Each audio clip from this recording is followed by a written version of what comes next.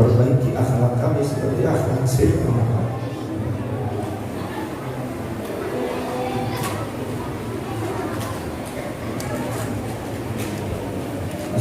Assalamualaikum ya Sayyidina ya Rasulullah. Khudh bi aydina kulla hilatin atutna ya Rasul.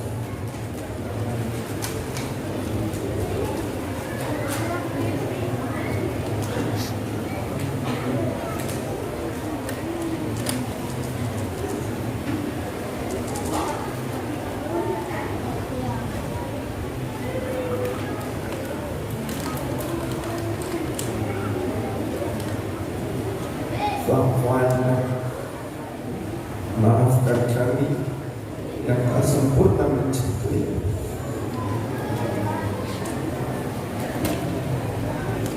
Maafkan kami yang belum mampu surut damai di langkahmu. Fataqabbal minna ya Rasulullah. Terima dari kami, dari lisan yang kotor, dari kalbu yang penuh berdosa. Lupa puisi cinta yang setiap hari kita lantunkan bertutur.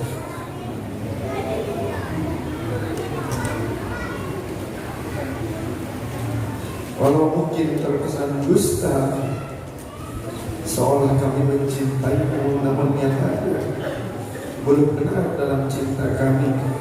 Maafkan kami ya Rasul.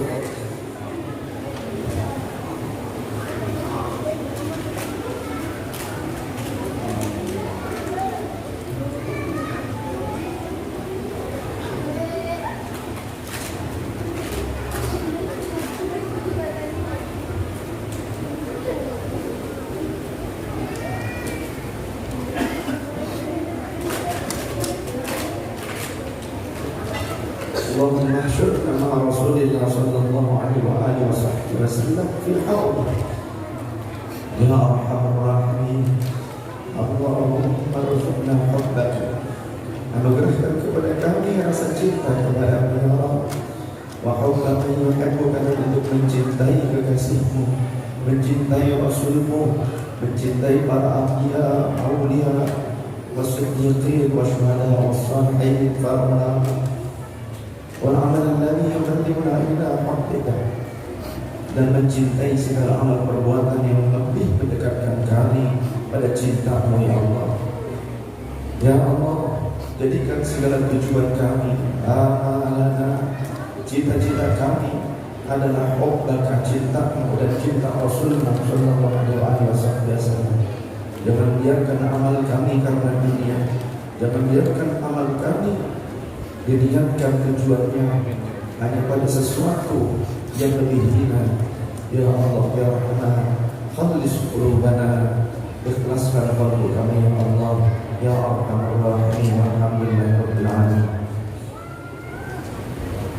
Ayyuhas sadatun al-'izza wal fudala, yang kami muliakan, yang kami cintai segenap mentornya Rasul sallallahu alaihi wasallam, juga ahli bait Nabi, juga dzurriyyahnya Nabi. Dan semoga Allah menjaga kami dan mereka untuk tetap ada dalam akhlaknya sang Nabi, untuk mewarisi ilmu dan amalnya sang Nabi.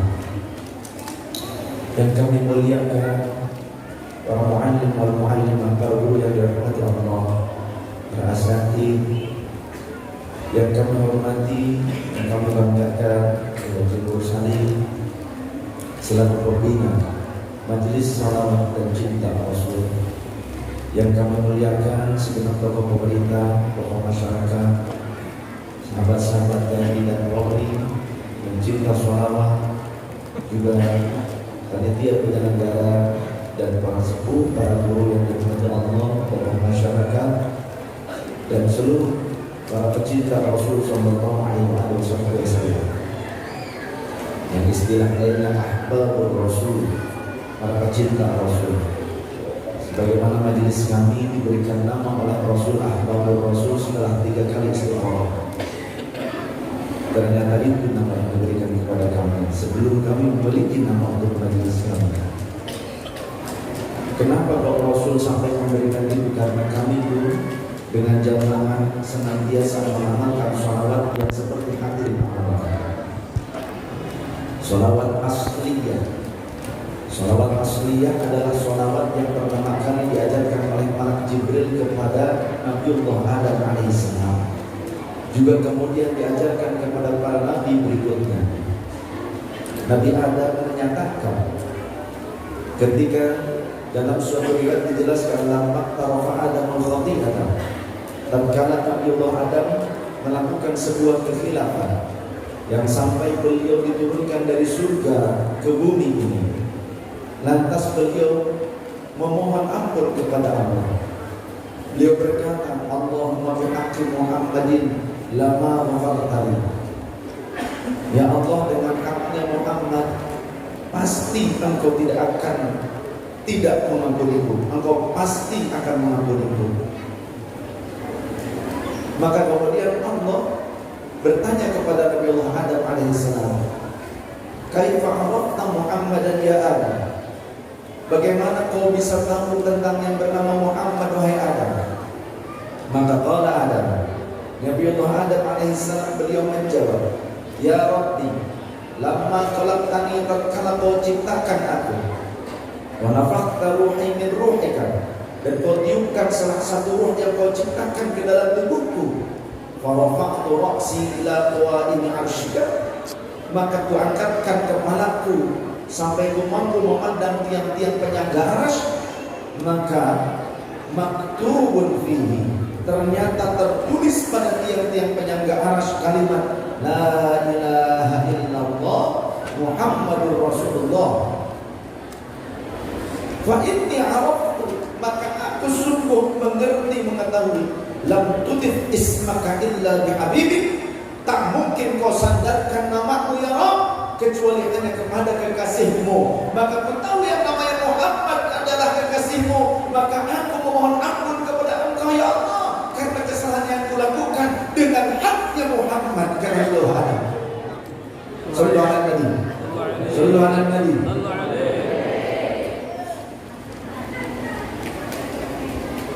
Sehingga Nabi Allah Adam diampuni. Allah menjawab, Allah iqrar pada saat itu menegaskan kepada Nabi Adam, sadaqta ya Adam, benar apa yang kau ungkapkan, apa yang kau katakan wahai Adam. Laula Muhammad, andaikan bukan karena yang namanya Muhammad, ma khalaqtul jannata walan nara walal qalama walal kursi walal arsy walas sama walal ard wa ma khalaqtuka.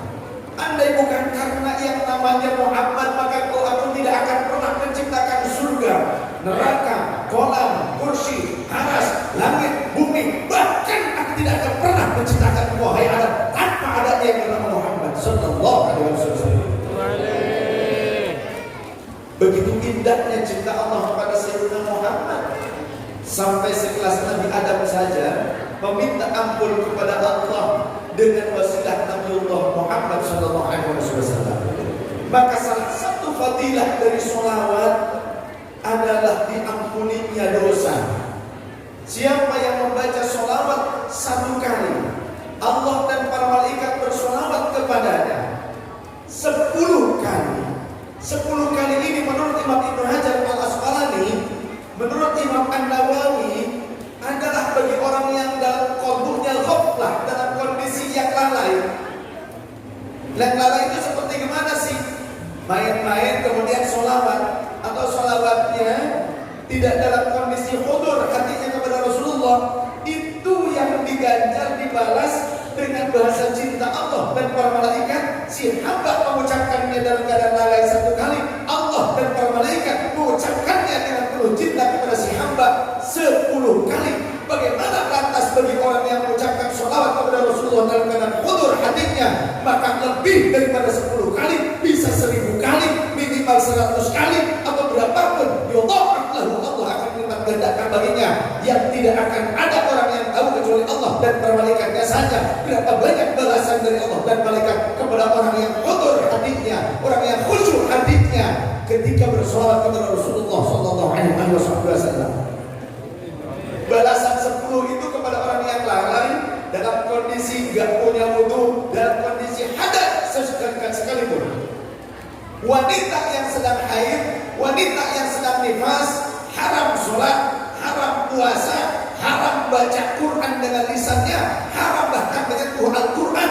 Tapi ketika dia haid, ketika mereka itu sedang nifas, dianjurkan, bukan boleh lagi, tetap dianjurkan bersolawat kepada Sayyidina Muhammad wa ali Muhammad alaihi wassalatu wassalam. Ini keistimewaan. Ini keistimewaan sholawat kepada Sayyidina Muhammad sallallahu alaihi wasallam. Bahkan ketika Nabi Allah Adam diciptakan pasangan hidupnya, yakni Sayyidatina Hawa, Ibunda Hawa diciptakan dari sulbi. Sulbi itu bukan tulang iga. Sulbi itu sesungguhnya bagian dari tulang belakang. Sebagaimana di dalam hadits Rasul tentang sholat, la tujzi'u sholatun, sholat tidak akan diganjar, dibalas pahala oleh Allah Subhanahu wa taala, yang mana la yuqimu bihar rajul, yakni sulbahu fi sujudihi wa ruku'ihi. Sholat seseorang tidak akan diganjar, tidak akan diberikan pahala oleh Allah, di mana seseorang sholatnya tidak menegakkan sulbahu, sulbiknya apa? Tulang punggungnya, fi sujudihi, di saat sujudnya, wa ruku'ihi, dan saat berukuknya. Jadi sulbi itu merupakan bagian dari tulang ekor. Tulang ekor. Ketika tubuh manusia nanti dikubur bertahap hancur, ada satu bagian yang tidak akan pernah hancur, apa? Bagian belakang tulang ekor. Bagian belakang tulang ekor. Ketika tulang yang lainnya hancur, bisa hancur, tapi ada tulang belakang, tulang ekor yang tidak akan pernah hancur, karena kelak pada saat dibangkitkan dari kematian, Allah menciptakan dari kromosom yang ada di dalam tulang ekor itulah membentuk seluruh lapisan dan bagian tubuh tadi. Itu terlihat. Tapi banyak yang mengartikan sulbi itu adalah tulang iga. Ya tidak apa-apa, sah-sah saja, ya sah-sah saja. Seperti halnya dalam doa juga kan, Allahumma barik lana fi rojaba wa sya'bana wa ballighna ramadhana. Banyak yang mengucapkannya rojaba. Banyak orang-orang yang menganggap lafaz rojaba itu isim ghair munsharif. Padahal kalau kita merujuk kepada kitab Mukhtasar Imam Al-Bukhari, beliau menukil dari Imam As-Sa'di, ini ulama-ulama ahli gramatik Arab, bahwasannya anna rojaba wa safar, sesungguhnya lafaz rojaba dan lafaz safar itu ismun minasyuhuri, salah satu nama dari bagian bulan-bulan Hijriyah, dan ternyata itu merupakan ismun masrufun, isim munsharif. Banyak yang menyangka rojab itu isim ghair munsharif, padahal isim munsharif. Bisa menjadi ghair munsharif itu ketika ditakyin menurut Imam Al-Bukhari dan Imam As-Sa'di. Ditakyin itu bagaimana? Ketika kita menentukan rojabnya adalah rojab tahun ini atau tahun depan, boleh Allah tabarik lana fi rojab. Jadi seolah-olah karena ditakyin menjadi isim ghair munsharif, dan isim ghair munsharif dijeerkan akhirnya dengan fathah wa jurra bil fathati ma la yansharif. Lanjutkan. Nah, tapi isim ghair munsharif juga tidak selalu dengan fathah akhirnya. Ketika diidhofahkan, ya, ma lam yudhaf atau dia mubdal radif, atau karena ada alif lam, ini tidak berarti nantinya, ya, seperti halnya diidhofatkan kita menjelang Ramadan, ya. Sering kali kita mendengar niat begini, nawaitu shauma wadin an adai fardu syahri Ramadana hadhihi sanati. Nah, ini banyak keliru ini. Yang tepat itu nawaitu shauma wadin an adai fardi syahri, dotnya dikasrohkan, kan idhofah. Fardhi syahri, jangan fardu syahri, fardhi syahri. Kemudian Ramadhani, tapi jangan diputus, disambung dengan hadis sanati. Karena idhofah, lafaz Ramadan yang disebut ghair munsharif tidak berlaku fathah di situ, karena menjadi mudhaf. Jadi Ramadhani hadis sanati, baca begitu, jangan diputus Ramadhani hadis sanati, jangan. Kalau mau Ramadhana hadis sanata, betul tidak? Kalau mau Ramadan hadis sanatan, gitu loh. Ya. Tapi yang tepat sebagaimana di dalam kitab A'natul Talibin juga dijelaskan, Ramadhani hadis sanati. Nah, ini isim ghair munsharif Ramadhana karena menjadi mudhaf, karena diidhofatkan jadi kasrah, tetap Ramadhani hadis sanati. Begitu.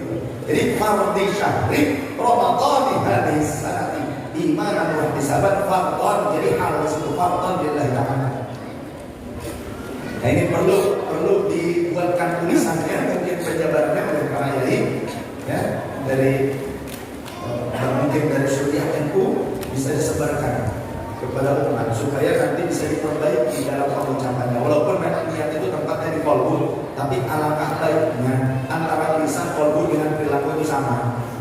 Seperti yang diajarkan oleh kakek saya Sayyid Ahmad Zakaria, salah satu pengajar di Masjidil Haram pada masanya di zaman Syekh Hussein Al-Ghazali sebelum Hijaz dikuasai oleh Wahabi. Yang saya, ayah dari kakek saya punya ayah namanya Muhammad Mustafa, kemudian ayahnya lagi namanya Muhammad Ali Hasan, ayahnya lagi Ahmad Zakaria, yang lagi Muhammad Syarif.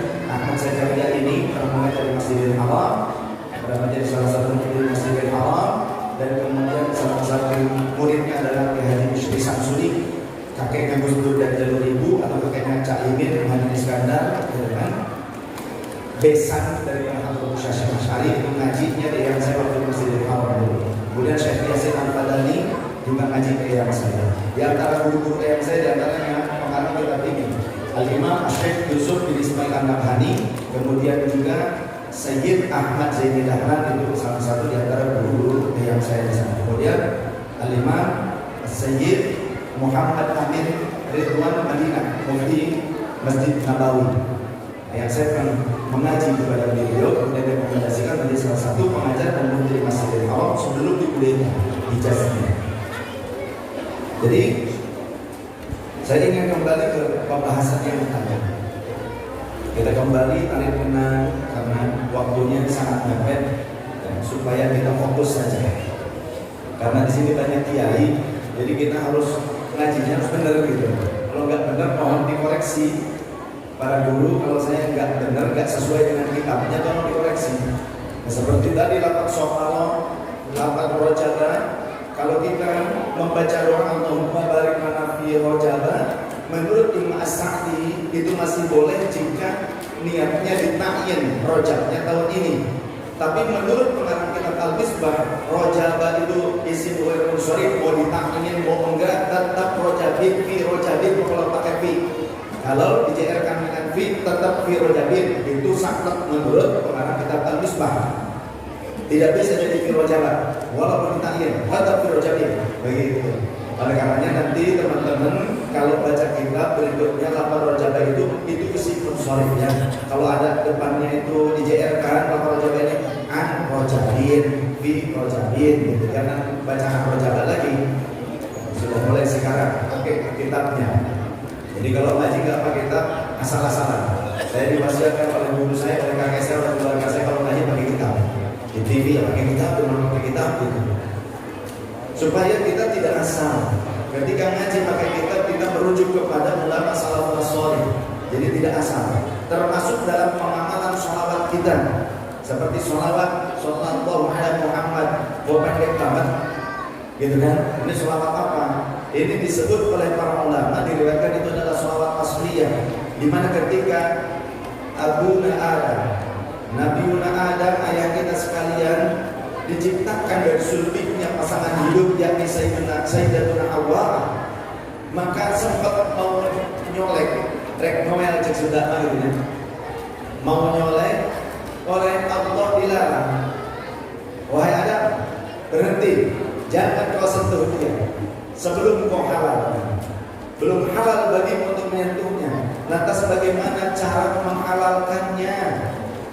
Maka malaikat Jibril yang memberitahu kepada Nabi Adam, wahai Adam, ucapkanlah sholawat kepada penghulu seluruh manusia yang mana Allah menjadikan engkau karena Allah telah menjadikan dia. Siapa yang kau pandang namanya tertulis bersanding dengan asma Allah pada tiap-tiap penyangga arasy, oh dia Muhammad. Maka kemudian bagaimana caranya? Ucapkan sallallahu ala Muhammad.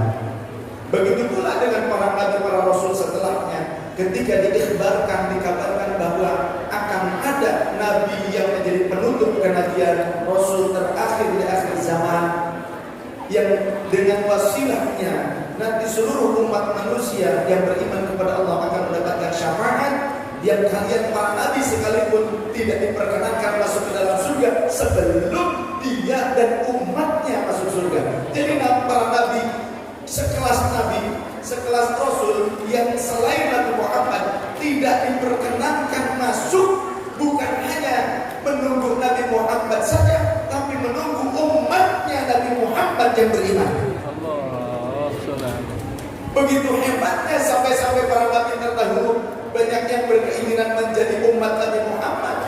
Seperti halnya Nabiullah Ibrahim saja, kakek buyutnya Sayyidina Muhammad SAW sangat berkeinginan untuk menjadi umat Nabi Muhammad. Nabi Musa sangat berkeinginan untuk menjadi umat Nabi Muhammad, tapi tidak diperkenankan oleh Allah. Hanya saja mereka diperkenankan untuk memberikan sesuatu berupa hadiah untuk umat Nabi Muhammad. Seperti Nabiullah Ibrahim meminta segenggam pasirnya surga kepada malaikat Jibril, kepada Allah, yang kemudian ditebarkan ke laut, yang itu akan menjadi mineral yang berharga untuk umat Nabi Muhammad sebagai sedekah dari Nabiullah Ibrahim alaihissalam. Sehingga kalau kita sholawatan, manakiban, ratiban, maulidan, sholawatan, pikiran, apapun, tadarusan, bukan hanya air yang bisa dijadikan sebagai media untuk mentransformasikan kekuatan-kekuatan spiritual dari zikir, doa, Quran dan sholawat tersebut, tapi garam pun bisa digunakan untuk mengikat kekuatan spiritual tersebut. Itu dijazakan oleh guru-guru kami. Sehingga Rasulullah sendiri seringkali beliau hendak makan itu mengambil sedikit garam untuk dimakan karena penetrasi racun. Karena garam memiliki kandungan yang sangat istimewa. Oleh karena bukan hanya air. Ketika kita sholawatan tidak hanya air yang bisa kita bawa, garam juga bisa, bahkan duit juga bisa. Kenapa duit juga bisa? Saya berlandaskan kita di antaranya dalam Al-Hawilil Matawa. Ada yang juz kedua, ini juz satu yang saya bawa, yang satu juz satunya yang akan bawa. Ada keterangan. Kemudian juga dalam karya Imam Jalaluddin As-Suyuti ada keterangan karya Imam Ibnu Hajar Al-Haytami juga tentang fadilah dibacakannya maulid, dibacakannya sholawat kepada apa? Untuk darahim wad dananira, dirham-dirham, dinar-dinar, uang-uang. Kalau dibacakan maulid, dibacakan sholawat, isi maulid kan itu sholawat, betul tidak? Isi sirah Nabi itu kan isinya diantaranya sholawat. Siapa yang membacakan sholawat kepada uang, kalau dulu di dinar, dirham, kalau sekarang rupiah mau dolar mau apa kemudian dibacakan maulid, dibacakan sholawat kepada Nabi, lantas uang tersebut dikumpulkan, disatukan dengan uang yang lainnya, maka itu akan terus berkembang. Tapi jangan disalah maknai, jangan disalah pahami seolah-olah itu nanti akan menjadi penggandaan uang. Tidak begitu maksudnya. Tapi uang tersebut menjadi berkah. Jika dipakai usaha, maka usahanya akan barokah, akan maju.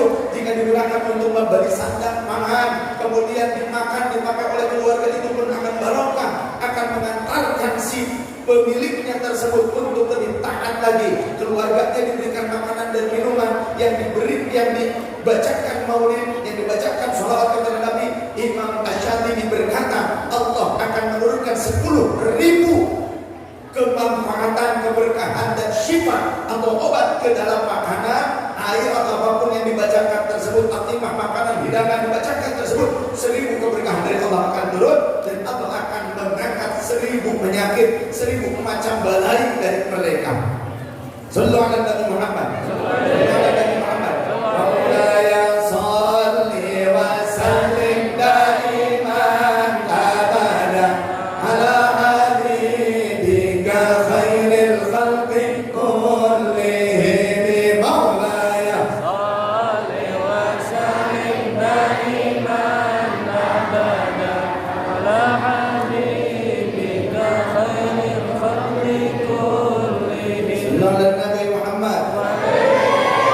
Kemudian ini kan bentar lagi nih asar gitu kan. Jangan selalu asar ini atau waktu sholat itu terlalu di akhir-akhirnya. Jangan dibiasakan. Kenapa? Di antara amal yang paling dicintai Allah itu kan sholat. Bahkan awwalu ma yuhasabu minal 'abdi yaumil qiyamati as-shalah. Amal yang paling pertama kali akan dihisab, dikoreksi, diperiksa oleh Allah pada hari kiamat adalah sholat. Kata Rasul, jika sholatnya bagus maka amal yang lain bisa bagus. Jika sholatnya jelek, amal yang lain bisa terbawa jelek. Sehingga kita jangan terbiasa untuk mengakhir-akhirkan sholat. Ya, yang saya Ahmad Zakaria itu pernah sholat di jalan kereta, waktunya asar, nggak pakai jam, pakainya kan tongkat, dari bayang-bayang tongkat. Oh, ini sudah masuk waktu asar. Di jalan kereta, di rel kereta, di bantalannya, di tengah. Enggak seperti sekarang 2 jalur, waktu dulu masih 1 jalur. Beliau dari Subang mau ke Cikampek jalan kaki, ya. Baru kunjungan kepada muridnya jalan kaki dari Subang, tapi mau ke arah Cikampek. Lalu di tengah-tengah jalan daerah Tanjung Rasa, waktu itu belum dimuatkan stasiun oleh Belanda. Daerah Tanjung Rasa masih 1 jalur. Kemudian waktunya sholat, beliau dengan muridnya namanya Tubagus Muhammad Mansur dan putra dari Tubagus Muhammad Mansur, yakni Tubagus Muhammad Bahru. Tubagus Muhammad Mansur ini gurunya sejampang Jawa Betawi, bergurunya di Tubagus Muhammad Mansur. Kemudian juga Pak Karno sering datang ke rumah Tubagus Muhammad Mansur, baca buku, konsultasi di Purwakarta. Bung Hatta sampai membawakan mesin pengolahan keramik dari Jerman, sampai sekarang disimpan di Keleret itu menjadi museum keramik. Nah, siapa beliau? Ayah dari nenek saya. Kalau dari jalur nenek saya ke Banten. Nah, kemudian pas waktunya sholat, saya Ahmad Zakaria, ayah dari kakek saya, beliau bilang ini waktunya asar, ayo yang belum wudu segera wudu. Karena kalau ayah saya selalu jaga wudu. Karena al-wudu wujud natul, wudu itu bentengan kata Rasulullah. Jadi kalau kita ingin punya bentengan spiritual, biasakan wudu. Teman-teman TNI Polri biasakan wudu. Oleh karena dulu waktu zaman-zaman banyak gentingnya, ya, Panglima, Kapolri waktu Pak Tito itu minta saran gimana teman-teman Polri tolong dan TNI bisa jaga wudunya, yang jaga ya Pak bisa. Sempat saya juga mau diminta ke istana dengan teman-teman untuk jaga di Jakarta. Jadi wudu. Ya. Wudu itu bahkan buat saya itu pulang mondok oleh mbah saya itu ditanya, Abdul Fattah, kamu sudah mendapatkan keterangan bahwa orang yang jaga wudu itu yang wudunya benar dijaga oleh Gusti Allah? Ya, coba kamu wudunya di balon. Di balon tempat dulu ngepung tuh ngerom cek sunatan. Ngerom si jamak ke wudu. Wudu tempat wudu di balon. Wudu naik pohon kelapa. Kalau di gunung pohon kelapanya kan tinggi-tinggi. Jatuhkan kepala dulu kata mbah saya. Buah saya naik sudah jatuhkan, bingung gitu kan. Tapi karena mbah yang nyuruh, sudahlah ada yang tanggung jawab katanya. Jatuhkan kepalanya dulu, tapi yang turun itu seperti kucing, kakinya dulu. Namun demikian ditanya, pas cet sampai bawah ditanya, gimana Fatah? Enak lah, berarti wudumu belum benar, butuh lagi. Tuh, kalau kakek zaman dulu, kalau sekarang sudah masuk laporan ke kepolisian. Ya kan? Kalau dulu muji ilmu itu seperti itu, muji keyakinan, muji syariat, bener enggak wudunya? Jadi wudu itu pakai ijazah. Kalau zaman dulu saya juga begitu, enggak asal teori, tapi diajarkan oleh guru, kemudian kita diuji praktek begitu wudunya benar apa enggak. Seperti itu sampai kepada tahap spiritualnya, bener enggak wudunya? Kalaupun patah-patah tubuhnya, ya ulama zaman dulu gampang pakai air begitu kan sudah beres. Karena bahasa saya orang yang ikut berjuang melawan pasukan Nika di Surabaya dan Jawa Barat 23 hari Pak jalan kaki. Ketika pasukan Jawa Timur itu mengirimkan pakaian wanita, mengirimkan lipstik, lembaran dan bedak, seolah-olah pasukan Jawa Barat ke Siliwangi ini becong katanya, nggak segera, nggak sigap mbahnya menerimanya. Kebetulan mbah saya dulu laskar, komandan laskar Siliwangi, sedangkan keponakannya komandan laskar Hizbullah Jawa Barat. Fathur Rahman atau Fathur Rahman itu ponakan mbah. Jadi dua-duanya kalau dulu belum ada TNI, belum ada Polri, belum. Jadi masih kelas sekarang zaman itu. Karena TNI saja baru TKR itu tanggal 5 Oktober 1945 kan. Itu baru TKR itu dari laskar-laskar, termasuk Hizbullah, sekarang Banser dan sebagainya gitu kan. Nah, itu sempat akhirnya mengadat gitu kan. Kebetulan punya anak angkat namanya Jenderal M. Yusuf, penerima Super Semar waktu itu. Ngasih budak. Kata murid-muridnya, "Bah pakai budak, bah naik kereta, bah pernah jalan kaki." Termasuk ke Majalengka menjemput Haji Abdul Halim dan santri-santrinya. Dan jemput terus Mbah Abbas untuk pesantren jemput 23 hari jalan ke Surabaya menghadapi pasukan Nika. Jadi yang pertama yang berjuang. Oleh karenanya kita anak keturunannya jangan sampai lupa dengan sejarah tersebut. Awas hati-hati karena banyak leluhur berjuang, anak keturunan sekarang dibuat pemberontak. Zaman-zaman DKI memberontak, keluarga kami ikut pasukan betis, pagar betis, ya menghalau, mengepung DKI karena DKI memberontak. Walaupun mengatasnamakan Islam perjuangannya, tapi ternyata menjadi pemberontak. Buat wajib bagi pemerintah menumpas pemberontak tersebut dan rakyat harus siap jika diminta oleh pemerintah untuk penumpasan pemberontakan tersebut. Begitu. Nah ini ulama-ulama yang kudus seperti itu ya, jaga akidah sunnah, dia jaga NKRI. Sedikit sejarah tambahan supaya paham. Kemudian kembali kepada bab sholawat saja, kepada bab sholawat kepada Rasulullah SAW, dan kemudian amal yang paling utama adalah sholat. Jangan sampai kita senang sholawatan tapi sholatnya asal-asalan, awas hati-hati. Yang saya ketika di tengah jalan kemudian bilang ini waktunya sholat asar, ayo yang lain duduk silakan duduk, turun ke bawah ke kali. Yakni Bagus Muhammad Mansur kemudian dan anaknya turun bawah, kemudian naik lagi di bantalan kereta, angkat sorban, kemudian sholat berjamaah asar. Di waktu yang bersamaan terdengar suara suara lokomotif, suara sepur, bahasa dulu bahasanya sepur, bahasa Belanda. Ya, itu Bagus Muhammad Bahrun ini masih umurnya 6 atau 7 tahunan. Tapi zaman dulu 7 tahun ya sudah tamis lah ya, sudah hilang, sudah stop gitu. Tapi nengok ke belakang, waduh sepur gitu kan, langsung nyolek-nyolek abahnya, bapaknya. Sepur begitu kan. Karena ternyata semakin rodanya berputar, tapi tidak berjalan katanya. Hanya rodanya jadi selip sampai itu masinis turun dari lokomotif, terus periksa ke gerbong sampai belakang, tapinya ada yang ngelok, ada yang mengunci gitu kan, ada yang kunci itunya, remnya terkunci, dicek, coba ditarik lagi gasnya, berputar tapi tidak maju, hanya rodanya saja yang selip. Beres salam, assalamualaikum warahmatullahi wabarakatuh, assalamualaikum warahmatullahi wabarakatuh, kemudian doa, langsung doa, kemudian langsung beres, yo minggir, ada orang mau lewat kasihan, kata yang saya yang jadi imamnya. Beres minggir itu lokomotif langsung jedek, tapi kan bukan Shinkansen, bukan kereta cepat, kan berperlahan dulu kalau lokomotifnya ditampung, jedek, masih di belakang lari kejar lokomotif. Nah itu kejadian ketika ditanya oleh Bagus Muhammad Mansur muridnya, ya Syekh, sebetulnya apa ilmunya tidak bisa seperti ini? Jawabannya satu apa? Sholat aja yang benar, benerin aja sholatnya. Jadi yang saya tuh di waktu sholat dimanapun tempatnya, mau di atas daun pisang gitu, iya sholat beliau.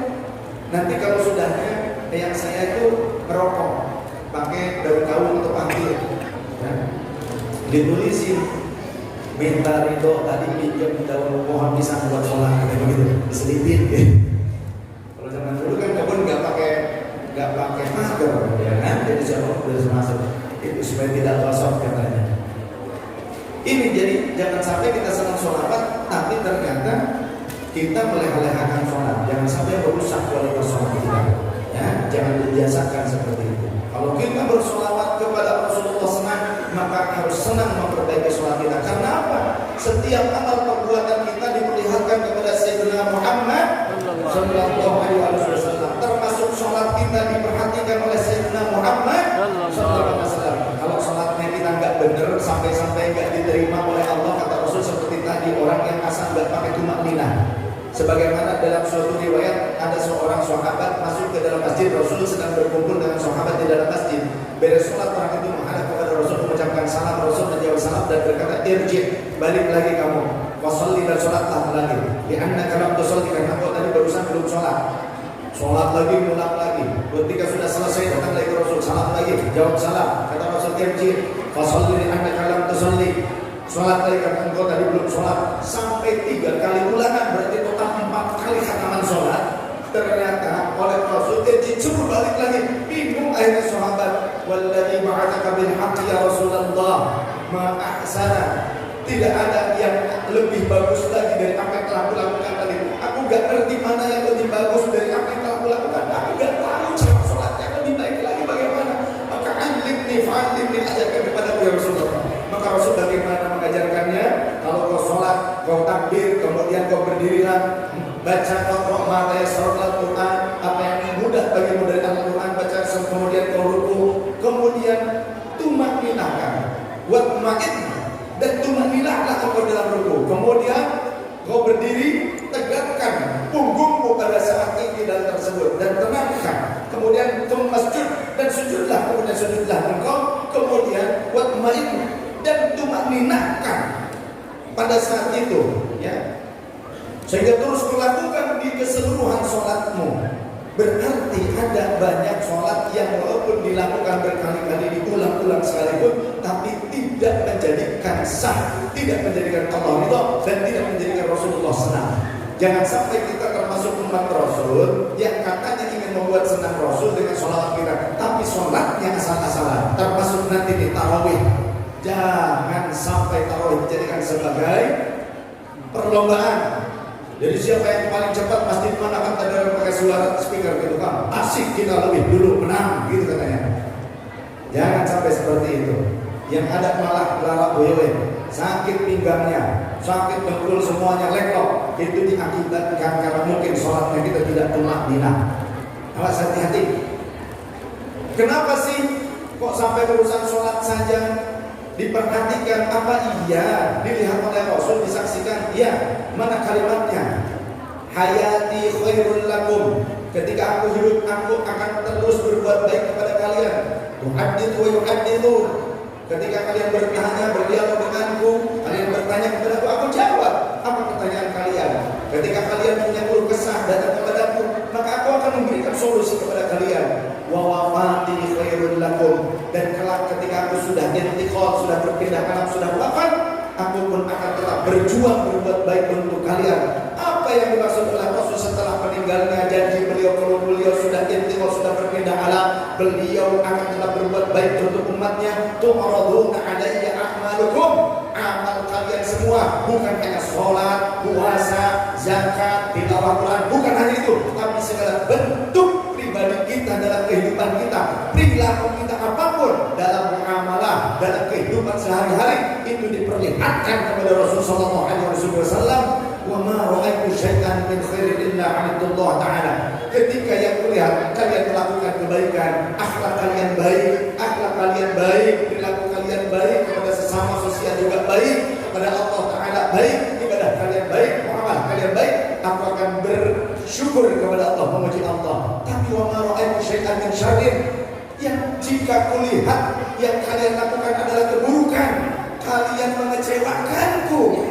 Namun walau Rasul kecewa, Rasul tetap berupaya berjuang untuk kita. Illastaghfartu lakum, tiada lain kecuali aku akan memintakan ampunan untuk kalian. Shallu ala Nabi Muhammad. Allahumma shalli alaihi ya sayyidi ya Rasulullah.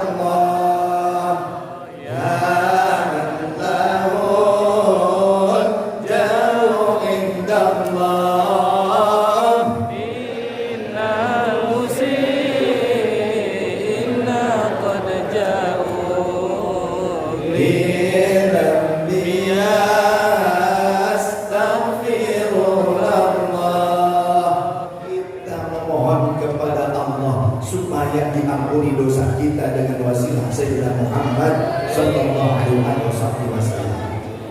Sehingga kalimat itu sesuai, berkesesuaian dengan ayat Al-Quran surah Al-Imran ayat 164. Bismillahirrahmanirrahim. Wa laqad mannallahu 'alal mu'minina id ba'atha fihim rasulan min anfusihim yatlu alaihim ayatihi wa yuzakkihim wa yu'allimuhumul kitaba wal hikmata wa in kanu min qablu lafi dhalalin mubin. Wallahu wa rasuluhu a'lam bi kulli wa ma'na. Wa laqad mannallahu 'alal mu'minina. Dan sungguh lamnya pakai lam taukid, qadnya juga harf taukid, berarti double taukid, gitu kan? Pasti, sungguh, begitu kata Allah Ta'ala, double taukid. Makanya kalau pas mengucapkan kalimat tauhid, awas hati-hati, banyak yang mengucapkannya salah juga. Seperti pada saat adzan, asyhadu an la ilaha illallah, salah. Ketika lamnya pendek berarti aku bersaksi bahwa pasti ada Tuhan selain Allah. Maknanya gimana? Jadi murtad. Lamnya harus panjang, la nafi. Ini penting. Rasul itu sampai mengajarkan sedetil itu kepada para sahabat. Jadi ketika kita mengucapkan la ilaha illallah, maka asyhadu alla, panjang laknya. Asyhadu an la ilaha illallah. Seterusnya, selanjutnya lafaz anna ketika syahadah nubuwah annanya pendek. Asyhadu anna Muhammadar Rasulullah. Jangan annanya panjang. Kalau annanya panjang, asyhadu anna Muhammadar Rasulullah. Artinya justru aku bersaksi sesungguhnya diriku adalah Muhammad Rasulnya Allah. Soal singkat. Ya kan? Awas, penting. Jadi jangan sampai ketika kita mengucapkan zikir, jangan sampai la ilaha illallah, jangan begitu. Walaupun cepat, tapi ada sekitar, ada kira-kira laknya ini tetap lak nafi.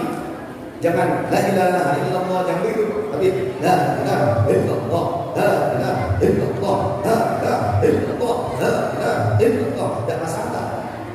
Ya, dengan cara hadar, dengan cara cepat seperti itu. Tapi jangan sampai kadar lak nafinya itu hilang. Ini penting. Ini kalau biasa ngaji kitab tuh jadi sedikit syarah begitu. Harus pakai kitab. Kita kembali ke bab yang tadi. Ternyata segala amal yang kita lakukan, perbuatan kita dalam keseharian kita diperlihatkan oleh Allah kepada Sayyidina Muhammad sallallahu alaihi wasallam. Dan Rasul tetap berupaya memintakan ampunan untuk kita walaupun sudah di alamnya, sudah berbeda alamnya dengan kita. Namun demikian kita harus yakin bahwa jasadnya Rasulullah dihidupkan kembali oleh Allah. Dari mana? Dalam hadis yang sahih dijelaskan, ucapkanlah salam dari manapun kalian berada untukku, kepadaku.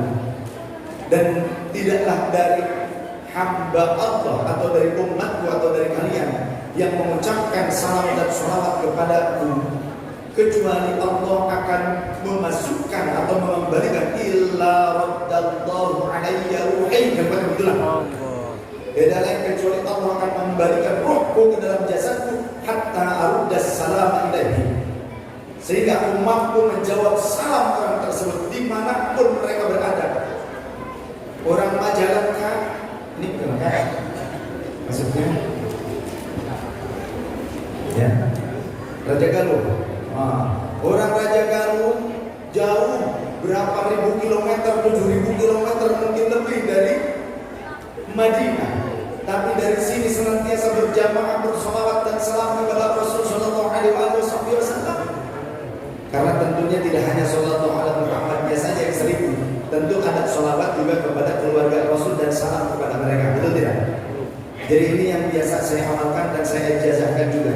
Saya mendapatkan ijazah dari wali-wali besar yang hampir semuanya sama, dan ini menjadi amalan para aulia Allah dari sejak dulu sampai yang akan datang.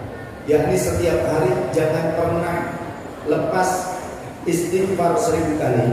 Astagfirullahaladzim, astagfirullahaladzim, astagfirullahaladzim sampai 1000 kali. Kemudian istighfar untuk seluruh kaum muslimin muslimah sekali minimal. Kalau mampu dengan saya istighfar sekali. Kemudian baca inna fatahna laka fathan mubina liyaghfir laka Allah ma taqaddama min dhanbika wa ma ta'akhkhar wa yutimma ni'matahu 'alayka wa yahdika siratan mustaqima wa yansuruka Allah nasran 'azizan. Laqad jaa'a rasulun min anfusikum 'azizun 'alayhi ma 'anittum harisun 'alaykum bil mu'minina ra'ufur rahim fa in tawallaw faqul hasbiyallahu la ilaha illa huwa 'alayhi tawakkaltu wa huwa rabbul 'arsyil 'azim.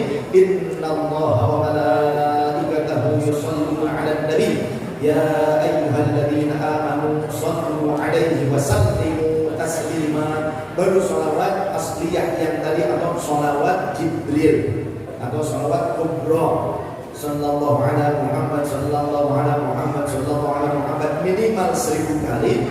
Kalau mampu siang 10.000 kali, malam 10.000 kali kalau mampu. Jika tidak mampu sehari semalam 1000 kali sallallahu ala Muhammad. Jangan cuma itu, kita jangan sampai sholawatnya sholawat batrok. Apa sholawat batrok? Sholawat yang buntung. Apa sholawat buntung? Kata Rasul, ketika kalian bersolat kepada aku tapi tidak bersolat kepada keluargaku, maka setelah sallallahu ala Muhammad 1000 upayakan ada sholawat yang juga dilantunkan dan dihaturkan kepada keluarga Rasul.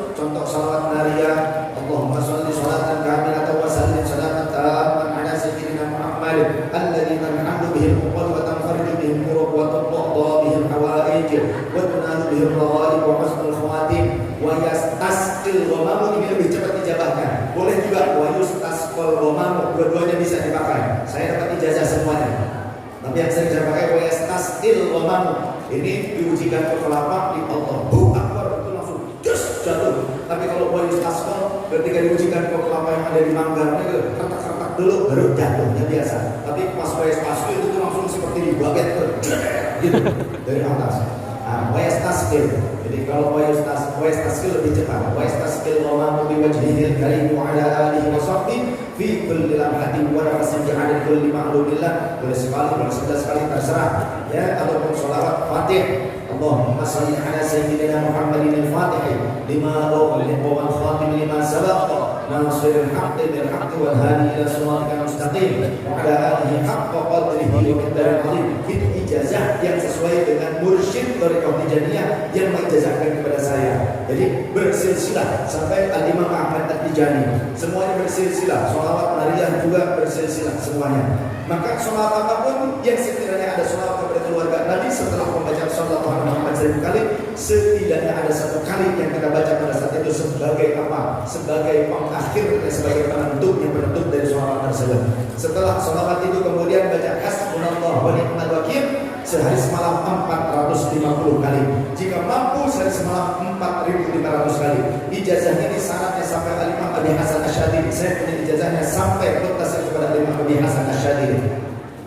Setidaknya kalau kita mau melaksanakan yang seringan-ringannya, istighfar 1000 kali dengan cara yang tadi, sallallahu alaihi Muhammad 1000 kali dengan cara yang tadi, kemudian ditutup dengan sholawat kepada Rasul, kepada dan keluarganya juga. Kemudian hasbunallah wa ni'mal wakil 450 kali. Boleh dicicil, tapi afdalnya dalam satu kedudukan. Kalau sudah terbiasa ini akan cepat, setelah itu doa, dan ini mustajabah. Ini diamalkan oleh wali-wali besar. Bahkan ketika sholawat sallallahu alaihi Muhammad diamalkannya sehari, siang 10.000, malam 10.000. Ada di antara para wali tersebut yang yaqzatan dalam keadaan terjaga, dihadiri, didatangi, disinggahi, dijenguk oleh Rasulullah SAW. Apakah bisa manusia yang hidup didatangi oleh Rasulullah SAW sedangkan Rasulullah sudah intikal berpindah alam? Ada hadisnya di dalam Riyadhus Shalihin, kitabnya ada di mobil, nggak saya turunkan semuanya. Ada di dalam Riyadhus Shalihin, ada keterangan riwayat hadits yang valid, yang sahih, demikian riwayat haditsnya. Bahwa kata Rasulullah sallallahu alaihi wasallam, qala Rasulullah sallallahu alaihi wasallam, jangan diam ketika sebutkan asma Rasul, karena kata baginda Rasul, al-bakhil, orang yang medit, korek, bergesek, cap jahe, buntut kasiran, berjuluk berdipantau oleh tengah imam, waktu kubur bab bersama. Siapa orang yang medit, korek, kopek, bergesek, cap jahe, buntut kasiran? Siapa? Kata Rasulullah, alladzina idza dzukirtu indahum lam yusalli alayya. Itu orang yang ketika disebutkan namaku di dekatnya tapi dia enggan bersolawat kepadaku. Keluh, lebih baik dia mengucapkan doa.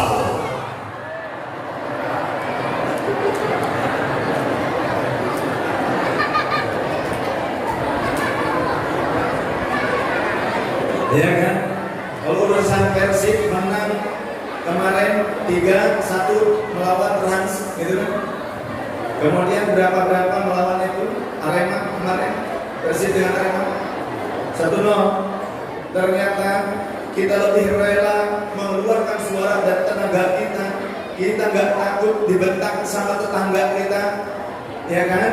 Pada saat mengucapkan gol, karena idola kita, kesebelasan idola kita memasukkan bola ke gol lawan.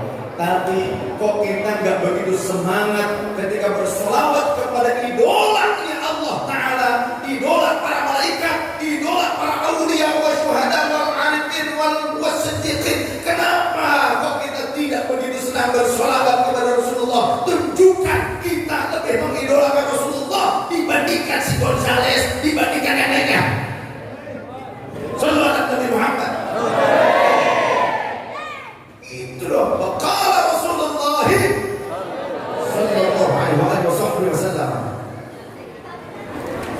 Kata baginda Rasul, man ra'ani fil manami, siapa yang mampu melihatku di dalam mimpinya, yang dianugerahkan bukan kemampuan dia, sesungguhnya itu anugerah, rahmat dari Allah. Siapa yang bisa melihatku di dalam mimpinya, fasayarani fil yaqdhah, maka bisa saja dia akan mampu melihatku dalam keadaan terjaga.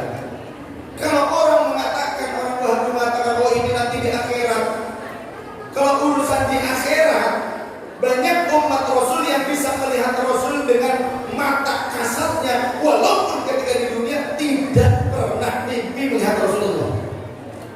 Para ulama ahli hadis termasuk Imam An-Nawawi yang meriwayatkan ini dan Riyadhus Shalihin menegaskan ini merupakan keutamaan dari Allah Ta'ala kepada hamba-hamba tertentu yang bisa saja diperlihatkan, dijumpakan dengan Rasulullah yaqdhatan dalam keadaan terjaga, bukan tidur, bukan mimpi, bukan pingsan, sebelum mati, qablal mauti, sebelum kematian dia tiba. Bisa saja ada orang-orang yang berjumpa dengan Sayyidina Muhammad valid keterangan hadisnya. Siapa yang berani membantah? Tantang sekalian. Ya, ayo kita bongkar-bongkaran dari riwayatnya. Dan nyata bahkan benar apa yang tadi saya sampaikan. Sholat kita diperhatikan oleh Sayyidina Muhammad sallallahu alaihi. Al-Imam Ahmad Al-Muhajir Ahmad bin Aisyah, salah satu leluhurnya Bani Adawi, leluhurnya Adawiyin, leluhurnya Sa'adatul Adawiyin, leluhurnya Ashraf Al-Syarif, leluhurnya Habaib. Ketika beliau sholat mengucapkan assalamu alayka ayyuhan nabi wa rahmatullahi wa barakatuh, saat itu terdengar suara jawaban yang sholih, jelas. Kalau sahih itu bagus, mulus. Kalau sholih itu jelas.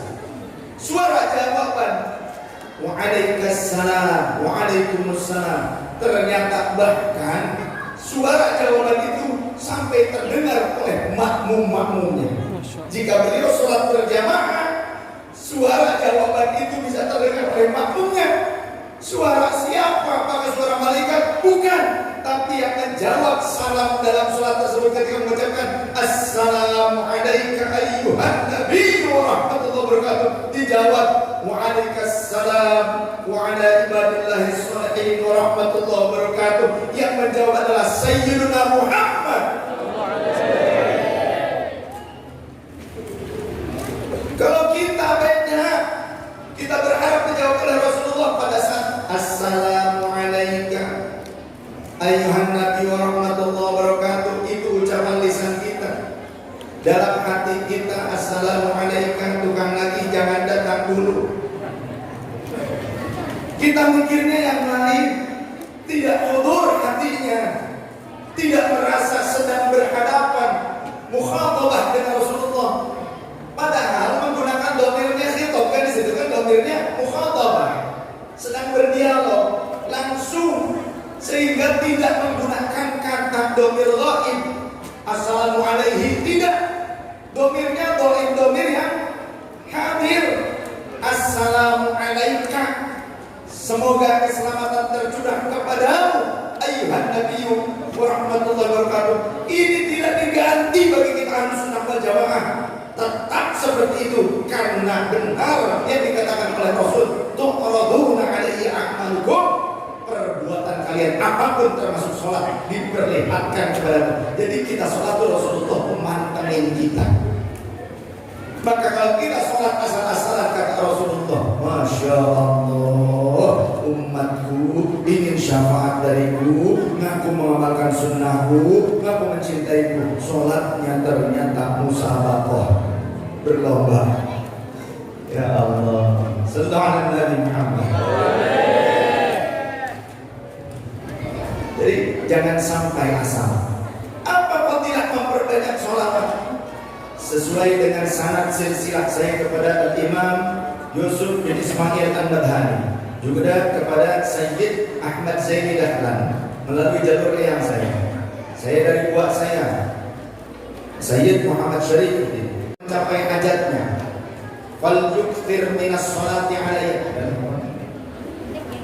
maka perbanyaklah sholawat kepadaku, fa innaha takshiful humuma wal ghumuma wal kuruban, karena memperbanyak salawat kepadaku mampu menghilangkan kebingungan, mampu menghilangkan kesulitan, mampu menghilangkan ikatan-ikatan, bukan ikatan cinta ibu ikatan cinta, ikatan kesulitan dalam kehidupan, kesedihan, rasa bingung, umum kesulitan, rasa susah apa saja bingung, ya, buruk, hal-hal yang menimpa dirinya berupa hal yang tidak mengenakin, entah penyakit, entah musibah, entah kesulitan dalam kehidupan apapun, maka perbanyaklah bersolawat kepada kata Rasul, karena memperbanyak solawat kepadaku mampu menghilangkan kesulitan itu semua, kehilangan apa saja, perbanyak solawat. Kemudian kebingungan apapun, perbanyak solawat. Ada sakit apapun, perbanyak solawat. Seperti Imam Al-Busiri, beliau itu tadinya sakitnya stroke. Imam Al-Busiri itu sakitnya stroke, namun beliau senantiasa bersolawat kepada Rasul, bahkan berupaya untuk mengubah mengarang syair-syair atau bait-bait cinta kepada baginda Rasul. Ternyata saat sakit itu Imam Al-Busiri didatangi oleh Rasul dalam mimpinya, di mana Rasul kemudian menutupkan burdah kalau yang selendang tipis diselendangkan di pundak itu namanya rida itu selendang tipis. Nah kalau yang diikatkan di kepala seperti ini aimamah, apa? Aimamah. Ini bukan ikutin pendeta Hindu seperti yang dituduhkan oleh Wahabi. Lihat di dalam kitab Syama'il Muhammadiyah ada 6 hadis karya Imam At-Tirmidzi, kitabnya mengumpulkan hadis-hadis Rasul, yang ada tentang imam, ada 6 hadis yang menjelaskan tentang imamahnya Rasulullah. Bahkan kalau kita cari dari kitab-kitab yang mutabar yang lainnya lebih banyak lagi dibandingkan 6 hadis tersebut. Sedangkan orang Wahabi berkata bahwa imamah yang dipakai para ulama katanya itu mengikuti pendeta Hindu, berarti orang Wahabi memang memalsukan syariat. Orang Wahabi selalu mengatakan pembela Quran dan Sunnah, ternyata mereka pendusta dan mereka pengkhianat Rasul sallallahu alaihi wasallam. Termasuk memperbanyak sholawat seperti ini mereka tidak suka. Ngapain? Sholawat ya sunnah, tapi sholawatan katanya bid'ah. Ya, kalau sholawat sunnah, sholawatan berarti memperbanyak sholawat itu bid'ah. Tahlil itu sunnah, tapi kalau tahlilan memperbanyak kalimat la ilaha illallah itu merupakan bid'ah kata Wahabi. Kemudian zikir itu sunnah, tapi kalau zikiran memperbanyak zikir kepada Allah itu ternyata bid'ah. Jangan diperbanyak, jangan sampai ribuan begitu katanya kata orang Wahabi. Saya tanya, kalau memang zikir menjadi bid'ah, yang tadinya zikirnya sunnah, sedangkan zikiran menjadi bid'ah, sholawat sunnah, sholawatan menjadi bid'ah, bagaimana dengan sholat Jumat? Kira-kira kalau kita setiap sholat Jumat disebutnya Jumatan, bid'ah apa enggak? Apa kita cuma cukup satu kali saja sholat Jumat? Ya tetap tiap Jumat dong. Nah ini jangan ikuti orang yang gak waras. Mereka bukan ulul albab, bukan pemilik akal sehat. Karena banyak mereka menggunakan dalil tapi ternyata tidak tepat pada maksud syariahnya. Seperti halnya contoh apa yang kita lakukan tadi, membaca Al-Fatihah, menghadiahkannya, kemudian juga bacaan daripada Al-Baqarah, awal-awal Al-Baqarah dan akhir penutup dari surah Al-Baqarah dan surah-surah yang lainnya dari bagian Al-Quran, zikir dan doa dihadiahkan kepada ahli kubur. Menurut orang-orang Wahabi katanya tidak sampai. Bahkan mereka mengutip ayat Al-Quran surah An-Najm ayat 39, wa an laysa lil insani illa ma sa'a. Wallahu subhanahu wa ta'ala. Katanya manusia yang telah meninggal tidak akan mendapatkan hadiah pahala dari bacaan Quran orang yang masih hidup, sedekah dari orang yang masih hidup, zikir dan doa dari orang yang masih hidup. Katanya tidak akan sampai kepada orang yang telah meninggal, apalagi itu bukan anak kandung bukan orang tua kandung dari anak kandung yang soleh yang masih hidup yang memberikan hadiah tersebut. Katanya dengan ayat itu menunjukkan bahwa tidak ada satupun orang yang telah meninggal menerima hadiah pahala dari orang yang masih hidup. Ayatnya dalam Al-Quran memang benar ada, tidak hilang dari Al-Quran. Tapi kalau ulama NU, ulama Ahlussunnah wal Jamaah memahaminya itu secara sempurna, bukan hanya satu ayat ini. Ulama NU mengkaji dari mulai per hurufnya. Huruf pertama dari ayat tersebut adalah huruf bau. Huruf bau adalah harfu atfin. Harfu atfin tergantung maksud alihnya. Berarti ada korelasi. Penentuan dari substansi ayat tersebut tidak bisa berdiri sendiri, tapi ada korelasi dengan ayat-ayat yang lainnya. Maka para ulama mencari syiakul kalam yang sempurna. Apa syiakul kalam? Redaksional yang sempurna. Ketika dikaji ternyata dari ayat 36, amlam minabba bima fi suhuf Musa wa Ibrahim alladhi waqa an la taziru waziratun wizra ukhra wa an laysa lil insani illa ma sa'a. Wallahu wa rasuluhu akan diberi makna. Apakah kalian telah membaca apa yang ada di dalam isi kandungan mushaf atau suhufnya yang diturunkan kepada Nabi Allah Musa alaihissalam dan suhuf yang telah diturunkan kepada Nabi Allah Ibrahim yang senantiasa menepati janji. Apa maksudnya? Klausul, undang-undang, syariat yang Allah tetapkan tentukan khusus untuk umat Nabi Musa dan umat Nabi Ibrahim alaihissalam. Apa? Seseorang tidak menanggung dosa orang lain dan seseorang tidak akan mendapatkan reward kecuali hanya dari apa yang telah dibayarkan ke hidup sendiri. Tidak akan mendapatkan hadiah pahala dari orang lain. Ternyata ini bukan syariat umat Nabi Muhammad, tapi syariat yang diperuntukkan untuk umat Nabi Musa dan umat Nabi Ibrahim alaihissalam. Sedangkan bagaimana untuk umat Nabi Muhammad?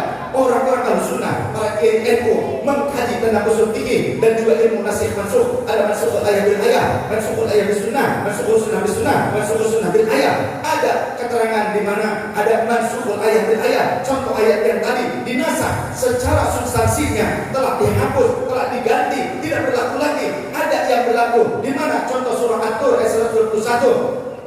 Walladzina amanu wattaba'athum dzurriyyatuhum biimanin alhaqna bihim dzurriyyatahum wa ma alatnahum min 'amalihim min syai' kullu imrin bima kasaba rahin wallahu rasulun a'lam bima ma'ana. Gampangannya gini, kalau kita orang yang beriman dan punya leluhur yang beriman tapi lebih soleh dibandingkan kita kelak akan mendapatkan syafaat dari mereka. Tapi kita punya pertanggungjawaban tetap atas setiap amal perbuatan kita. Namun kita akan dapat tambahan berupa apa? Syafaat dari leluhur kita yang beriman yang lebih soleh. Berikutnya juga sebaliknya, kalau kita orang mukmin kurang pati soleh tapi beriman, namun kita punya anak keturunan dan dzurriyyah yang soleh yang beriman, maka niscaya nanti kita bisa diangkat derajatnya, bisa diampuni oleh Allah dengan wasilah amal soleh dari anak keturunan kita. Sebagaimana seorang anak yang membaca Quran, Quran wa amal bima fihi, siapa yang membaca Al-Quran dan mengamalkan isi kandungannya, maka bisa walidahu ta'jan min nur yaumil qiyamah. Orang tuanya yang enggak baca Quran akan dipakaikan mahkota dan cahaya pada hari kiamat, padahal yang bacanya anaknya. Bagaimana dengan orang yang membacanya? Tentu lebih daripada diberikan mahkotanya saja. Termasuk juga dalam suatu riwayat hadis yang hasan, bahkan juga sahih dalam beberapa riwayatnya. Ada riwayat di mana seorang mukmin nanti di akhirat bisa diangkat derajatnya, yurfa'u, akan diangkat derajatnya. Lantas dia berkata, li'anna lihada, ya Allah, karena apa aku mendapatkan anugerah seperti ini? Kok bisa diangkat derajatku dan diampuni dosa-dosaku? Istighfari waladika, karena wasilah istighfar anakmu atau keturunanmu kepadamu. Berarti ada reward, ada hadiah pahala yang sampai kepada orang mukmin yang lainnya. Ini ketetapan Ahlussunnah wal Jamaah dan untuk umat Sayyidina Muhammad sallallahu alaihi wasallam. Sallallahu alaihi. Jangan asal-asalan ikut-ikutan, apalagi media sosial sekarang. Sudah ikut ulama-ulama NU saja, NU, guru-guru kita, bendera dengan isi sarung mereka. Isi sarung NU apa? Kitab. Karena kitab zaman dulu nggak seperti sekarang. Kalau sekarang kan dijahit kemudian dia seperti ini, jadi nggak jatuh. Kalau zaman dulu korasan, per 2 lembar kemudian dilebat, satu bundar, barulah di lamping luarnya, tapi tidak bisa disatukan, tetap bisa dilepas-lepas. Itu namanya korasan. Sehingga kalau kiai NU zaman dulu yang biasa isi rutinan pasien-pasien dari kampung-kampung, biasanya kalau mau berangkat kitabnya dibungkus dengan kain sarung kemudian diselempangin di sini seperti sling bag. You know sling bag? Yes. Karena kalau nggak gitu takutnya jatuh malah belaratan kemana-mana. Itu kitab KNU zaman dulu dibungkus pakai sarung, saking takzimnya KNU dengan isi ilmu tersebut. Nah, bukan malas jangan ngeres isi sarung KNU apa tadi bukan jabel apa? Bukan itu yang dimaksud. Tapi ya itu juga nggak apa-apa. Sallallahu alaihi Nabi Muhammad. Terus kemudian selain daripada memperbanyak sholawat kepada Rasulullah SAW, mampu menghilangkan kesulitan, kebingungan, kesedihan, apalagi wataktirul amwal, akan mampu menjadikan harta kita berkembang barokah, rizki kita bisa bertambah, wataktil hawaijah, dan hajat-hajat tujuan kita itu bisa tercapai dengan wasilah dan barokah memperbanyak sholawat kepada Rasulullah sallallahu alaihi wasallam. Kemudian para ulama banyak yang menganjurkan paling minimalnya sholawat kita kepada Rasul sehari semalam 700 kali. Bahkan ada para ulama yang mengamalkan sholawat satu hari siang 10.000 kali, malamnya 10.000 kali. Seperti Imam Al-Qazwini, kemudian juga banyak yang lain yang diriwayatkan di dalam kitab ini, termasuk Imam An-Nawawi juga mengamalkan hal yang seperti itu. Yakin orang yang bisa mengamalkannya kemudian istiqomah, karena yang susah itu istiqomah. Istiqomah itu bukan hal biasa. Kalau istiqomah biasa setiap orang pasti bisa. Namun nyatanya tak semua orang mampu istiqomah. Hanya hamba pilihan saja yang diberikan istiqomah. Karena al-istiqomah khairun min al-karamah. Istiqomah lebih baik dibandingkan 1000 karamah. Wujudul karamah bil istiqomah. Sedangkan munculnya karamah itu ladang hasil dari istiqomah. Oleh karenanya jangan ngejar karomah, jangan ngejar karomah, tadi ngejarnya istiqomah. Karena sehebat apapun orang punya karomah, yang jika tidak istiqomah maka akan hilang kemuliaan tersebut, kalah dengan orang yang mampu istiqomah. Walau sedikit tapi istiqomah, lebih baik dibandingkan banyak tapi aras-arasan, jarang-jarangan. Mending istiqomah. Semoga Allah memampukan kita untuk istiqomah. Saat ini pula saya sekalian mengijazahkan, ya, tambah taukid. Barangkali kan sudah dapat ijazah dari Nur Salim atau dari guru-guru yang lain. Saya juga mau mengijazahkan, mengambil sanad dari Maulana Habib Lutfi, dari Al-Qutbul Arabillah, Sayyidina Syekh Muhammad Hisham Al-Qabbani, juga dari Sultan Al-Syekh Sayyid Muhammad Nadir Al-Haqqani, juga dari guru-guru yang lain termasuk Syekh Sayyid Abdullah Qasim, Syekh Tariqah Qadir Syariyah, ya, dan beberapa guru yang lain, wali-wali besar yang mengijazahkan untuk mengistiqomahkan Astaghfirullahaladzim 1000 kali dalam sehari semalam. Boleh satu dudukan, boleh dicicil. Kemudian istighfar untuk kaum muslimin muslimat. Kalau bisa istighfar sayyidul istighfarnya 1 kali setelah itu. Kemudian baca yang tadi, Inna fatahna laka fatham mubina liyaghfira laka Allahu ma taqaddama min dhanbika wa ma ta'akhkhar wa yutimma ni'matahu 'alaika wa yahdika siratan mustaqima wa yansuraka Allahu nasran 'aziza. Laqad ja'akum rasulun min anfusikum 'azizun 'alaihi ma 'anittum harisun 'alaikum bil mu'minina ra'ufur rahim. فَإِن تَوَلَّوْا فَقُلْ حَسْبِيَ اللَّهُ لَا إِلَهَ إِلَّا هُوَ عَلَيْهِ تَوَكَّلْتُ وَهُوَ رَبُّ الْعَرْشِ الْعَظِيمِ إِنَّ اللَّهَ وَمَلَائِكَتَهُ يُصَلُّونَ عَلَى النَّبِيِّ يَا أَيُّهَا الَّذِينَ آمَنُوا صَلُّوا عَلَيْهِ وَسَلِّمُوا تَسْلِيمًا صلى الله على محمد صلى الله على محمد صلى الله على Muhammad 1000 kali. Kemudian tutup dengan sholawat yang ada, sholawat kepada keluarga Nabi juga. Contoh sholawat Fatih, Allahumma sholli ala sayyidina Muhammadin al-Fatih lima ughliqa wal khatim lima sabaqa nasiril haqqi bil haqqi wal hadi ila siratikal mustaqim wa ala alihi haqqa qadri wa miqdaril azim. Contoh atau sholawat nariyah dan semacamnya, boleh 1 kali minimal atau berapapun, ganjil bagusnya. Kemudian baca hasbunallah wa ni'mal wakil, hasbunallah wa ni'mal wakil, hasbunallah wa ni'mal wakil 450 kali menurut adat abjadi. Adat abjadi itu dulu kalau para ulama menghitung zikir itu sesuai dengan hurufnya, dijumlahkan. Abajadun hawazun atau yukal manusyafasud dalabun, ada 1 sampai 9. Kemudian huruf ini ada 10, 20, 30 sampai 90. Kemudian 100, 200, 300 nanti alif berapa? 1, kemudian tambah berapa? Terus sampai ketemu dengan bilangannya. Maka minimal 450 kali. Setelah itu doa, ya, hasbunallahu wa ni'mal wakil. Kemudian nanti ditutup setelahnya ni'mal maula wa ni'man nasir. Fanqalabu bi ni'matin minallahi wa fadlin lam yamsashum su' wattaba'u ridwanallah wallahu dzul fadlin 'adzim. Sekali saja kemudian doa. Ini untuk menghadapi segala macam, bisa segala macam dengan izin Allah, dan itu sudah ditajrik. Saya merasakannya. Terlebih jika diamalkannya pada saat sambil khalwat. Sambil khalwat, kalau sholawatnya saya biasanya siang 20.000, malam 20.000. Sambil khalwat. Khalwat yang dilarang itu kalau khalwat dengan lawan jenis yang tidak halal bagi kita, itu yang khalwat yang tidak boleh. Tapi khalwat muslahnya kita menyendiri. Namun ketika sholat Jumat tetap harus Jumatan, ya, keluar. Nanti balik lagi ke kamar menyendiri. Gak ketemu dengan orang tua, gak ketemu dengan istri, gak ketemu dengan anak, gak ketemu dengan yang lain. Terus sholat jangan ditinggalkan, jaga wudhunya. Sampai tidur pun sampai ketiduran, bukan sengaja tidur. Ketika bangun, mandi, wudhu lagi, badan lagi, khalwat. Maka silahkan rasakan nanti apa yang diriwayatkan di mana para aulia sampai didatangi oleh Rasulullah Sallallahu Alaihi Wasallam. Masih banyak sebetulnya fadilah-fadilah tentang sholawat ini, namun tidak cukup waktunya karena sudah masuk ke waktu asar. Karena kata beliau Pak Yai sedianya akan dimulai jam 1 jam 13, tapi karena tadi sempat ada dulu jadi agak mundur. Oleh karenanya saya tidak pantas jika saya melanjutkan karena waktu sudah masuk waktu asar. Ya, ngaret dikit ini sebelumnya, cuma jangan terlalu ngaret terlalu sore jangan.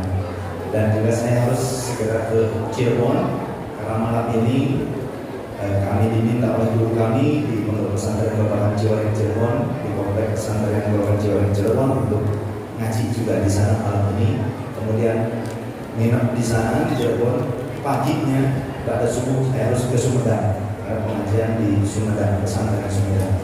Mohon doanya mudah-mudahan Al-Fakir panjang umur dan manfaat berkah diri oleh Allah, sehat dan afiat, tambah ilmu manfaat.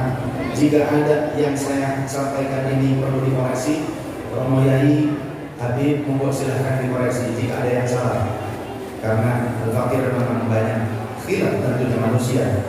Ya, namun demikian apa yang saya sampaikan semuanya punya landasan, termasuk zikir jahar. Jangan takut disebut bid'ah. Zikir jahar ada di dalam kitab ini Al-Hawlil Fatawa juz pertama karya Imam Jalaluddin As-Suyuti, hadisnya dari Rasulullah SAW sahih. Dalam Al-Mustadrak Imam Al-Hakim, juga dalam kitab hadis Sunanul Kubra Imam Baihaqi ada perintah Rasul udzurullaha dzikran hatta yaqulu innakum majnun. Berzikirlah kalian dengan sebenar-benarnya zikir sampai-sampai mereka orang lain mengatakan kalian itu gila. Dalam riwayat yang mursal, ada riwayat yang mursal, kalau tadi sahih, ada lagi di bawahnya mursal. Udzurullaha dzikran hatta yaqulal munafiquna innakum mura'una. Berzikirlah kalian dengan bersungguh-sungguh kepada Allah hingga orang-orang munafik mengatakan kalian itu sedang ria. Imam Jalaluddin As-Suyuti, Imam An-Nawawi dan yang lainnya para ulama ahli hadis menjelaskan kedua hadis ini menunjukkan tentang zikir jahar. Karena kalau zikirnya sirri atau khafi nggak mungkin orang lain menyebut kita ria, betul tidak? Kalau zikirnya pelan nggak mungkin orang mengatakan kita ini gila. Ini menunjukkan tentang zikir jahar. Bahkan di zaman Rasul ada sahabat yang bareng dengan Rasulullah lewat di samping masjid. Di dalam masjid ada seorang sahabat yang sedang berzikir dengan suara jahar dan doa sambil meringis dengan suara jahar. Sahabat yang dengan Rasulullah, andaikan saja dia melirihkan suaranya, tentu itu lebih baik. Kata Rasulullah, biarkan dia, li'annahu awwabun, karena dia sedang merintih kepada Tuhannya. Gak masalah, tidak masalah, ya. Jadi jangan menyalahkan zikir jahar, termasuk sholawat itu merupakan zikir, dan sholawat bersama, zikir bersama ada di dalam hadits yang mutawatirah. Di antaranya inna lillahi malaikatan, sesungguhnya Allah memiliki malaikat yatufuna fit turuqi, yang mereka berjalan di jalanan berkeliling-keliling yaltamisuna ila dzikri, mencari perkumpulan zikir seperti ini. Falamma wajadu, tatkala malaikat itu menemukan perkumpulan zikir, maka fayaqafuna bi ajnahati ila samai dunia, mereka akan mengapakan sayapnya menaungi seluruh jamaah berzikir tersebut bersama-sama. Sampai yang pertama dalam riwayat yang lain, fa arsalu ila samai ila rabbil izzati, mereka akan mengutus pimpinan-pimpinannya, jenderal-jenderalnya untuk menghadap kepada Allah melaporkan temuan tersebut. Bukan KPK, ini urusan malaikat. Ya, melapor kepada Allah dan berkata, ya Rabbana ataina ila ibadin min ibadika, wahai Tuhan kami telah mendatangi sebagian hamba-hamba Engkau yang mereka yatluna kitabaka, sedang membaca bersama-sama kitabmu Al-Quran tadarusan, wa yumajjiduna alaka, sedang mengagungkan bersama-sama Engkau, sedang zikiran bersama, wa yusalluna ala nabiyyika Muhammadin, dan bersama-sama bersalat kepada Nabi Muhammad sallallahu alaihi wasallam. Apa kata Allah? Wa syuhur rahmati, tebarkan rahmatku, sebar luaskan rahmatku kepada mereka, semarakkan rahmatku kepada mereka. Ada malaikat yang hidup sendiri Ya Rabbi, wahai Tuhanku, inna fihimulan akal fatoha. Di antara mereka ada si fulan yang ternyata banyak dosanya. Innahum itanabhum itinabah. Gak niat dari rumah untuk ikutan majelis sholat, gak niat, cuma kebetulan lewat pas dagang apalagi ataupun tukang genset atau apa saja. Sudah ikutan aja, agak rame-rame nih dagang, mudah-mudahan laris. Contoh itu, apalagi kalau sampai banyak dosa sekalipun. Bagaimana keadaan mereka? Apakah dapat bagian juga? Kata Allah, syukur rahmati, sudah tebarkan, bagikan. Mereka dapat bagikan, mereka dapat bagian juga. Kenapa? Innahum qaumun la yashqa fihim jalisuhum. Siapapun yang duduk bersama majelis zikir tersebut, orang-orang yang sedang berkumpul berzikir bersolawat tersebut, mereka tidak akan dirugikan, kaumnya tidak akan merugikan siapapun. Oleh karenanya, Nahdlatul Ulama yang senantiasa merawat kebiasaan majelis zikir, majelis sholawat, majelis maulid, majelis manaqib, majelis cinta Rasul, maka NU berarti merawat jagat. Sallallahu alaihi Muhammad. Merawat jagat. Karena juga pemerintah sesungguhnya dibantu oleh jamiah NU termasuk jamiah sholawat seperti ini. Kenapa? Ketika tidak terjadinya kumpulan-kumpulan seperti ini, tidak akan ada pemantauan dari masyarakat ke lingkungannya. Kalau harus semuanya diberikan tanggung jawab kepada pemerintah, susah.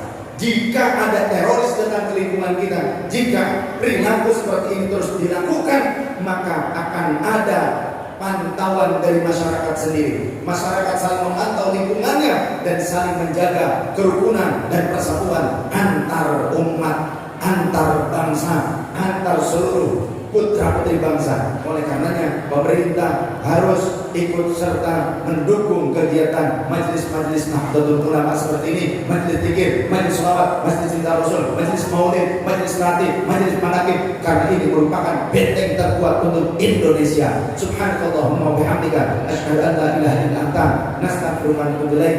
Saya tadi sudah jamaah takdim karena sudah memperkirakan saya akan ke Cirebon waktunya sekian begitu. Jadi mohon maaf mungkin tidak bisa ikut berjamaah karena sudah berjamaah jamaah takdim tadi di masjid di rest area pas tepat awal waktu. Jadi mohon maaf jika tidak ikut serta berjamaah asar pada saat ini.